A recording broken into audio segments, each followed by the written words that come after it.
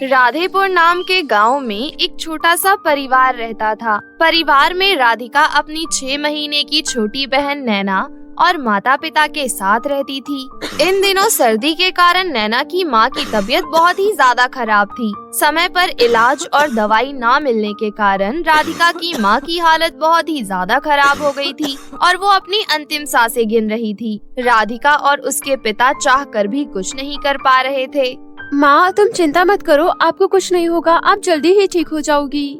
नहीं बेटी, अब मेरा अंतिम समय आ गया है। अब मुझे कोई नहीं बचा सकता। मेरे जाने के बाद नैना का ध्यान रखना बिटिया। राधिका के पापा, अब आपके ऊपर ही दोनों बच्चियों की जिम्मेदारी है। नहीं माँ, हमें छोड़कर मत जाओ। आपके बिना हमारा क्या होगा? अभी तो नैना भी बहुत छोटी है, उसे आपकी जरूरत है माँ। अपना ख्याल रखना बेटी, और एक बड़ी बहन होने के नाते अपनी छोटी बहन को कभी माँ की कमी महसूस मत होने देना और अपने पिता को ज्यादा परेशान मत करना। ऐसा कहते हुए राधिका की माँ अपना दम तोड़ देती है और भगवान को प्यारी हो जाती है। राधिका फूट फूट कर रोने लगती है। उसके बाद राधा का पिता अपनी दोनों बच्चियों को संभालता है। बेटी, तुम दोनों रोना बंद करो। तुम्हारी माँ भगवान के पास गई है, जो बहुत अच्छा होता है। भगवान उसे अपने पास बुला लेते हैं। अगर तुम दुखी रहोगे तो तुम्हारी माँ को भी बहुत दुख होगा। पिताजी, क्या माँ अब हमारे पास कभी नहीं आएंगी? नहीं बेटी, वो तारा बनकर हमें देखती रहेगी। अपनी दोनों बेटियों के साथ मिलकर राजेश अपनी पत्नी का अंतिम संस्कार कर देता है। उसके बाद वो मजदूरी करके अपनी दोनों बेटियों का पेट पालने की कोशिश करता है, लेकिन कड़ाके की ठंड की वजह से वो भी बहुत ज्यादा बीमार पड़ जाता है। मेरी भी तबीयत खराब हो जाएगी, ये तो मैंने सोचा ही नहीं था। अब मेरी दोनों बच्चियों का ख्याल कौन रखेगा?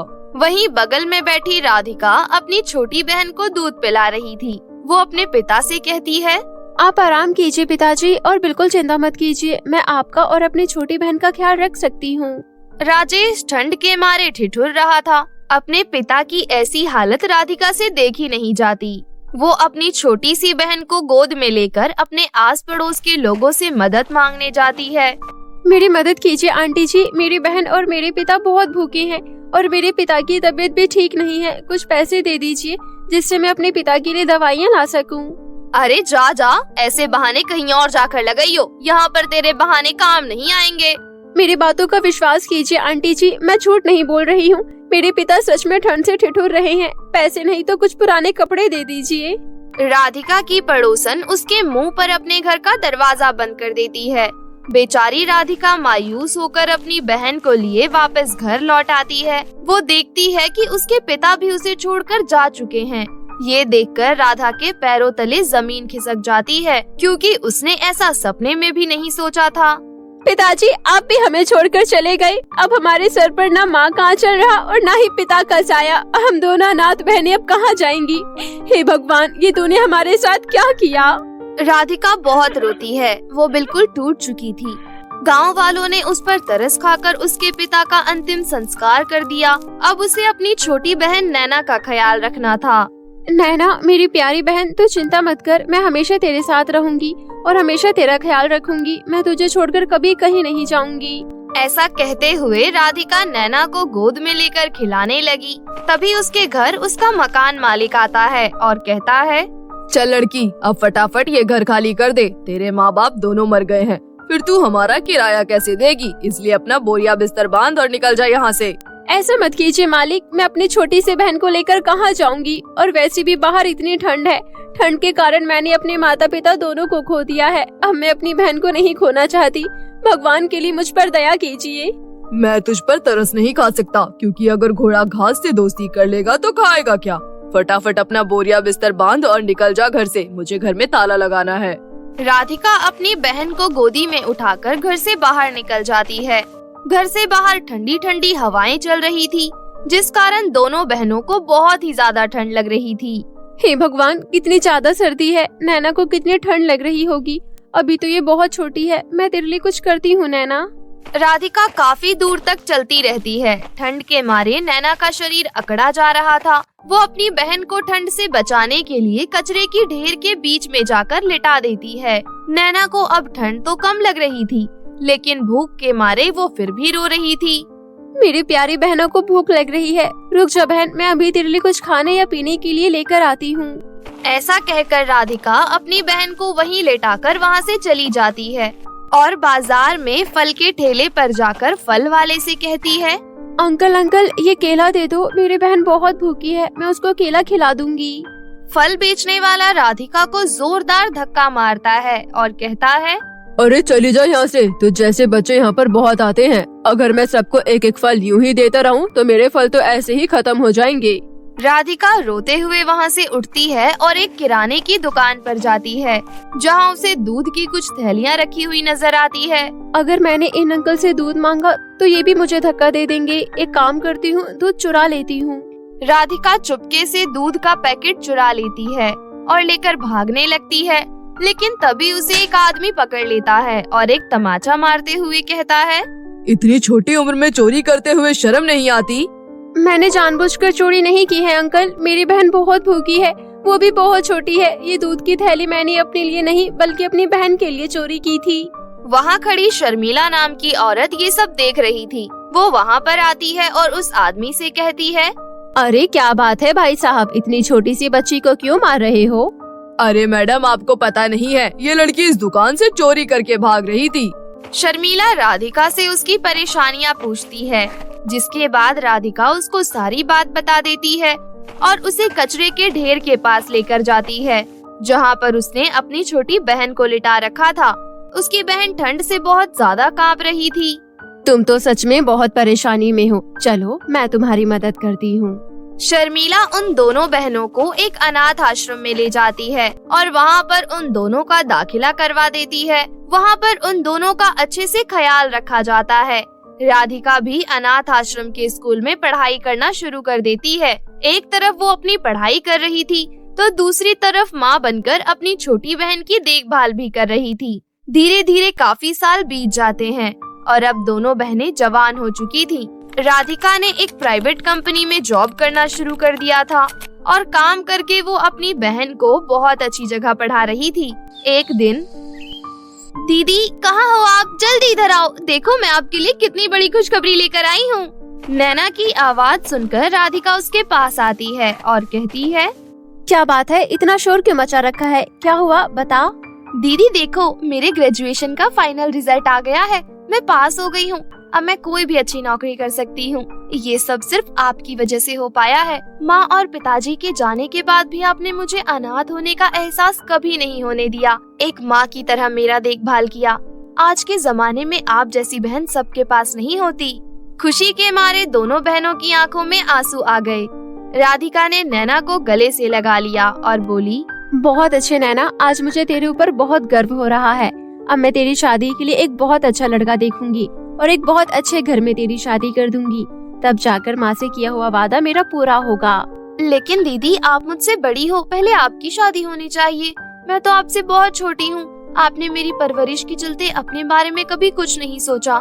ऐसा भी भला कोई करता है क्या? नहीं नैना, वक्त आने पर मैं अपने बारे में भी जरूर सोचूंगी, लेकिन अभी मुझे तेरे बारे में सोचना है। मेरा सपना है कि मैं तेरी शादी बहुत धूमधाम से करूँ।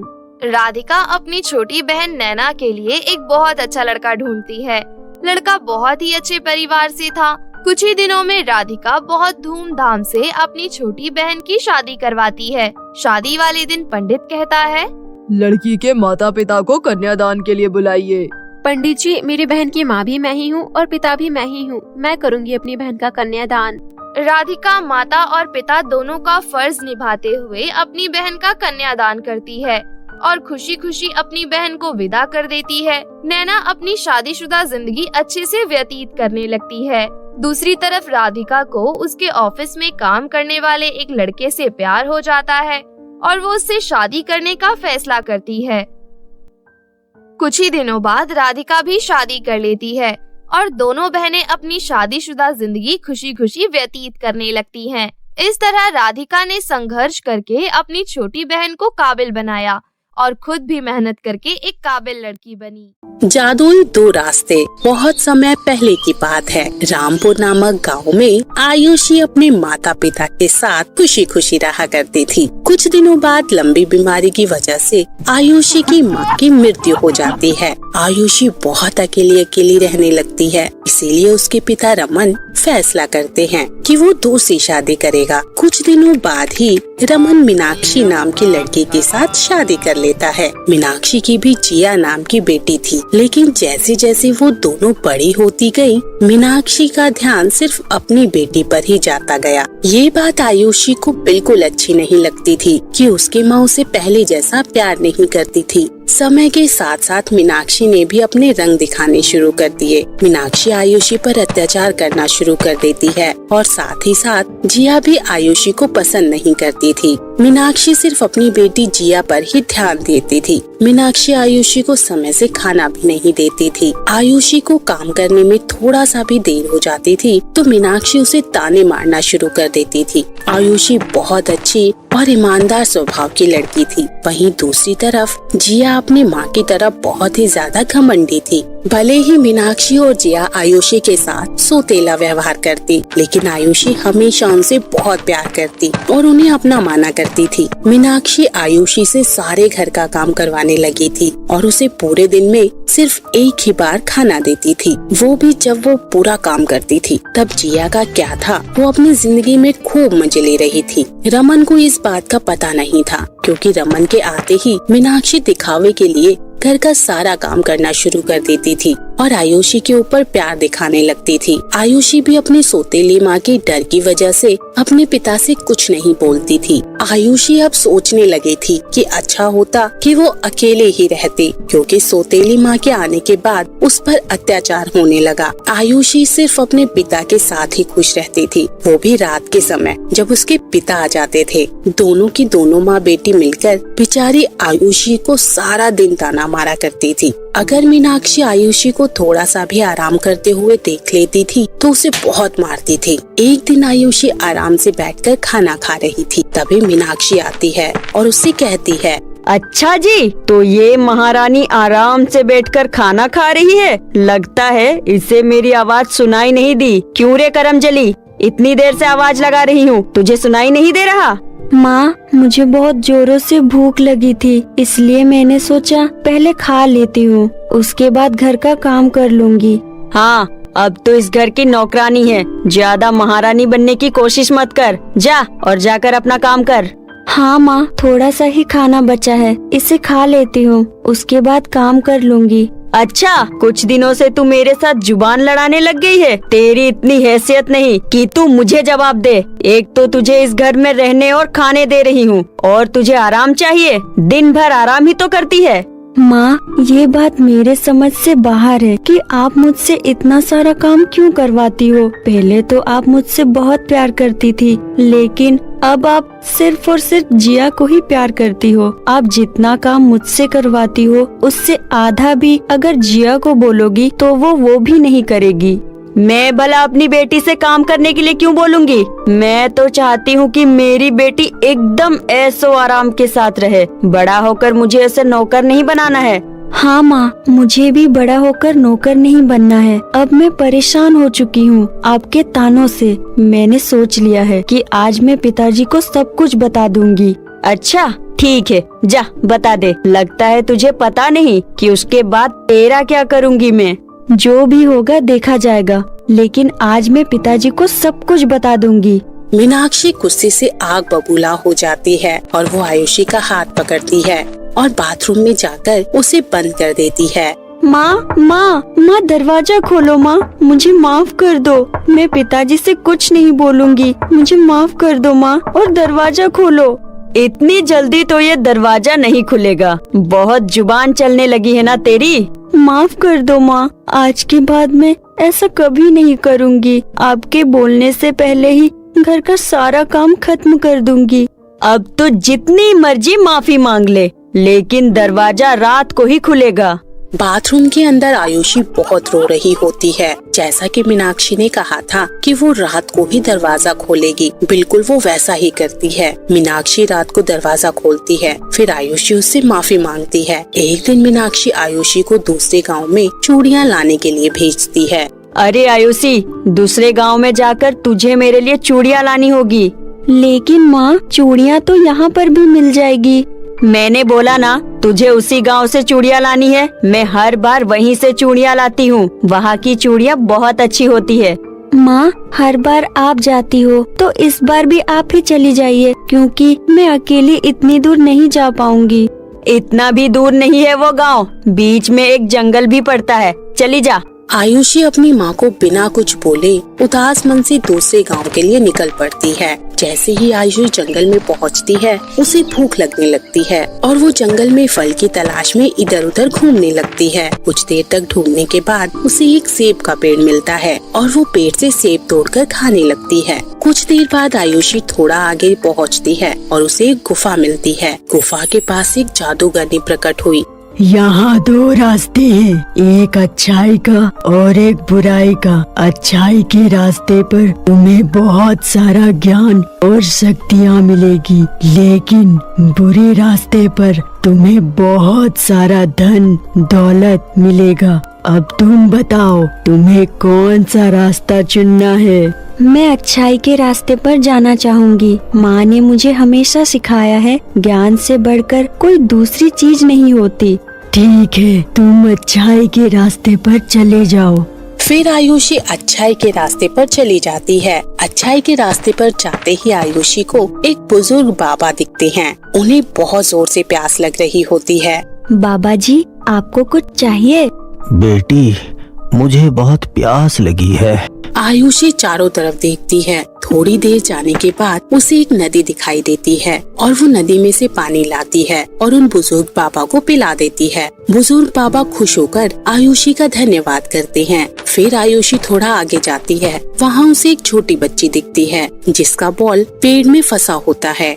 दीदी, मेरी बाल ना पेड़ में फंस गई है, आप निकाल दो ना प्लीज। हाँ हाँ, मैं अभी तुम्हारी बॉल पेड़ से निकाल देती हूँ। आयुषी उस छोटी सी बच्ची की बॉल पेड़ से निकाल देती है। छोटी बच्ची आयुषी को थैंक यू बोलकर फिर वो खेलने लगती है। आयुषी थोड़ा आगे जाती है और उसे एक परी दिखाई देती है। तुमने अच्छाई का रास्ता चुनकर बहुत सही किया। तुम दिल की बहुत अच्छी लड़की हो। तुमने सबकी मदद भी की, जैसा कि तुम्हें जादूगरनी ने बताया कि अच्छाई के रास्ते पर चलकर तुम्हें बहुत सारा ज्ञान और शक्तियाँ मिलेंगी। मैं ही तुम्हें ज्ञान और शक्तियाँ दूंगी। उसके बाद आयुषी को वो बहुत सारी ज्ञान की बातें और शक्तियाँ देती हैं। फिर आयुषी खुशी खुशी गुफा के बाहर आ जाती है। उसके चेहरे पर एक अलग ही चमक थी और वो बहुत खुश थी। आयुषी सोचती है कि अभी तो उसे चूड़ी लानी है। अरे अभी तो मुझे चूड़ियाँ लेने दूसरे गांव भी जाना है। शाम होने को आ गई है, बहुत देर हो जाएगी। कोई बात नहीं, जल्दी से चली जाती हूँ। आयुषी के इतना कहते ही उसके सामने चूड़ियाँ आ जाती हैं। फिर उसे याद आता है कि परी ने उसे ज्ञान के साथ साथ जादुई शक्तियाँ भी दी हैं। आयुषी बहुत खुश हो जाती है और जल्दी से चूड़ियाँ लेकर घर चली जाती है। आयुषी के हाथों में चूड़ियाँ देखकर मीनाक्षी उससे कहती है, अरे तू इतनी जल्दी चूड़ियाँ कहाँ से ले आई? माँ, आपने बोला था ना दूसरे गांव से चूड़ियाँ लानी है, तो मैं वहीं से लाई हूँ। अच्छा अच्छा ठीक है, रात का खाना भी बनाना है तो जाकर खाना बना। ठीक है माँ, मैं जाकर खाना बना देती हूँ। फिर वो जादुई शक्ति से अपने घर का खाना बनाने को कहती है और इतना कहते ही वो देखती है कि उसका सारा खाना बना हुआ है। ऐसे ही मीनाक्षी जो कहती, आयुषी जादुई शक्ति की मदद से तुरंत सारा काम खत्म कर देती थी। लेकिन मीनाक्षी को ये बात समझ नहीं आ रही थी कि आयुषी इतनी जल्दी काम कैसे कर लेती है। मीनाक्षी को कुछ समझ नहीं आता और वो अपनी बेटी जिया को आकर सारी बातें बताती है। अरे बेटी, मैं कुछ दिनों से आयुषी को देख रही हूँ। वो घर का सारा काम बहुत जल्दी कर लेती है। इसने आज तक इतनी जल्दी कभी काम नहीं किया। हाँ माँ, मैं भी देख रही हूँ। इसके पास 2-3 नए फ्रॉक भी आ गए हैं। कुछ तो गड़बड़ जरूर है, हमें पता लगाना चाहिए। ऐसा सोचकर दोनों माँ बेटी आयुषी के पास जाती हैं और मीनाक्षी कहती है, आयुषी अब सारी बातें सच सच बता दे। कुछ दिनों से देख रही हूँ तू घर के काम बहुत जल्दी कर लेती है। तेरे पास अच्छे अच्छे कपड़े भी हैं। बता ये सब तू कैसे करती है? भोली भाली आयुषी दोनों माँ बेटी को सारी बातें सच सच बता देती है। दोनों के मन में ही लालच आ जाता है। मीनाक्षी अपनी बेटी जिया से कहती है, बेटी तू एक काम कर, तू भी उस गुफा के पास जा और बुराई का रास्ता चुन ले। ये लड़की तो पागल है जो इसने अच्छाई का रास्ता चुना। तू बुराई के रास्ते पर जाकर बहुत सारा सोना और पैसा ले आ, हम बहुत जल्दी अमीर हो जाएंगे। माँ, लालच बुरी बात है। ऐसा ना हो कि बुराई के रास्ते में जाकर जिया के साथ कुछ बुरा हो जाए। तुझसे किसी ने तेरी राय मांगी है? मेरी बेटी बुराई के रास्ते पर ही जाएगी। जिया वहाँ से बहुत सारा पैसा लेकर आएगी, तेरी तरह नहीं, बेवकूफ कहीं की। आयुषी के बताए हुए रास्ते पर जिया चली जाती है। जिस तरह आयुषी को जादूगरनी मिली थी उसी तरह जिया को भी जादूगरनी मिलती है। जादूगरनी जिया को अच्छाई और बुराई के रास्ते के बारे में बताती है और जिया अपनी माँ के बताए हुए बुरे रास्ते को ही चुनती है और वहाँ चली जाती है। बुराई के रास्ते पर जाते जाते जिया को एक चुड़ैल मिलती है। मुझे पता है तुम बहुत सारा सोना और पैसा लेने आई हो, लेकिन उससे पहले तुम्हें इस कॉन्ट्रैक्ट पर साइन करना होगा। जिया लालच में डूबी होती है, इसीलिए वो बिना कुछ सोचे और पढ़े उस कागज पर साइन कर देती है। चलो, तुमने इस पेपर पर साइन कर दिया है और अब तुम यहाँ खुदाई करो, तुम्हें बहुत सारा सोना मिलेगा। चुड़ैल के कहने पर जिया वहाँ खुदाई करने लगती है, लेकिन बहुत देर तक खुदाई करने के बाद उसे कुछ नहीं मिलता। अरे, इतनी देर से खुदाई करने के बाद मेरे हाथ में दर्द होने लगा। यहाँ कुछ है भी या नहीं? मुझे तो लगता है तुम मुझे पागल बना रही हो। पागल तो तुम बनी चुकी हो। तुमने बिना पढ़े इस कागज पर साइन कर दिया। इसमें लिखा था कि तुम्हें अपना एक पैर मुझे देना होगा। कॉन्ट्रैक्ट के मुताबिक तुम्हें मुझे अपना एक पैर देना ही पड़ेगा। नहीं नहीं, ऐसा नहीं हो सकता। मैं तुम्हें अपना पैर नहीं दूंगी। तुम्हें ये बात मुझे पहले बतानी चाहिए थी। तुम लालच में इतनी खोई हुई थी कि तुमने पेपर पढ़ा ही नहीं। ये तुम्हारी खुद की गलती है। जिया बहुत रोती है, लेकिन फिर भी चुड़ैल उसको एक बार निकालकर अपने टूटे हुए पैर लगा देती है और बहुत खुश हो जाती है। जिया वहाँ से उदास होकर घर वापस आती है। जब वो घर आती है उसकी माँ देखती है कि जिया का एक पैर नहीं है।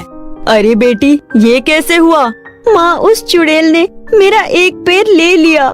मैंने कहा था ना माँ, बुराई के रास्ते पर जाकर जिया के साथ कुछ गलत जरूर होगा, और बिल्कुल वैसा ही हुआ।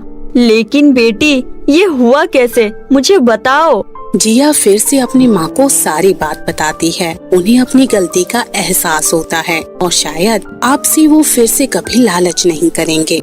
तो कैसी लगी ये कहानी? हमारी कहानी को लाइक करें और कमेंट करके जरूर बताएं और ऐसी ही मजेदार कहानी देखने के लिए हमारे चैनल को सब्सक्राइब करें और हाँ, बेल आइकन दबाना ना भूलें, जिससे आपको आगे आने वाली कहानियों की नोटिफिकेशन आसानी से मिल सके।